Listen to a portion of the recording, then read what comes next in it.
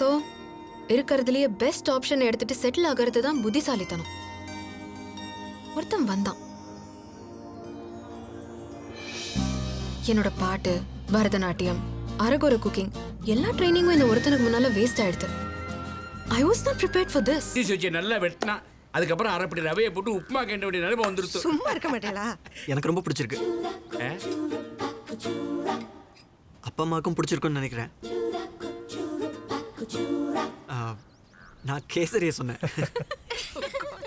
கேசரியை விடுங்கோ, ஒன்றை பிடிச்சிருக்கான்னு சொல்லுங்க. அதுக்கு முன்னாடி இஃப் யூ டோன்ட் மைண்ட் நானும் மீராவும் கொஞ்சம் தனியாக பேசணும். ஓ, இங்கே டைனிங் டேபிள் உட்காந்து பேசுங்க, இல்லை மொட்டை மாடிக்கு போங்க.